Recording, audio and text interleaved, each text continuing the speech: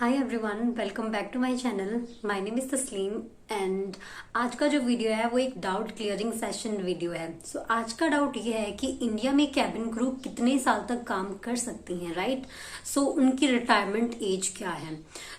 हम Indian airlines की बात करें तो जो भी इंडियन एयरलाइंस है उनका एलिजिबिलिटी क्राइटेरिया क्या होता है कि आप 18 से 27 के एज के बीच में अप्लाई कर सकते हैं, राइट।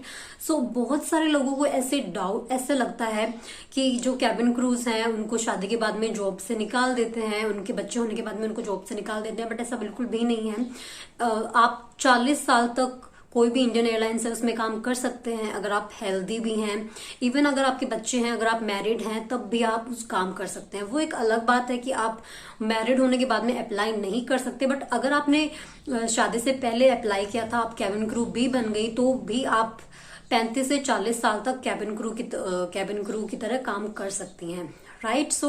कैबिन क्रू की जो हायरार्की होती है वो भी अलग अलग होती है। जैसे अगर आप पहले कैबिन क्रू हैं, फॉर एग्जांपल अगर आप 27 की एज में आप सेलेक्ट होते हैं कैबिन क्रू, तो आपका हर साल प्रमोशन होता है, राइट। आपने जैसे 2 साल काम किया, फिर आप कैबिन क्रू इंचार्ज बन गए, देन फिर आपने वापस से काम किया, आपके हर साल एग्जाम्स होते हैं, तो फिर आप इंचार्ज से आप मैनेजर बन गए। तो इस तरह से कैबिन क्रू में भी हायरार्कीज होती हैं, अलग अलग एयरलाइंस में अलग अलग हायरार्कीज होती हैं।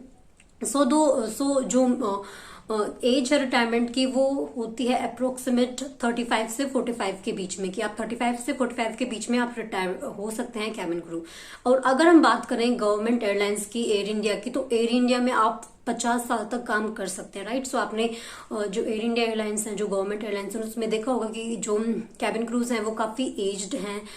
एक एयर इंडिया एक ऐसी एयरलाइन है जिसमें आपको 10 साल का रिलैक्सेशन मिला रहता है। ऐसा बिल्कुल भी नहीं है कि शादी के बाद में कैबिन क्रू को जॉब से निकाल देते हैं, क्योंकि जो कंपनीज हैं वो आप जानते हैं कि ट्रेनिंग का जो कॉस्ट है वो कितना महंगा होता है। वो उनको 3 मंथ्स के लिए ट्रेन करते हैं, तो वो भी ऐसा नहीं चाहते हैं कि जैसे उन्होंने 27 की एज में किसी कैबिन क्रू को हायर किया है तो वो 30 की एज में उनको निकाल देंगे, ऐसा बिल्कुल भी नहीं है।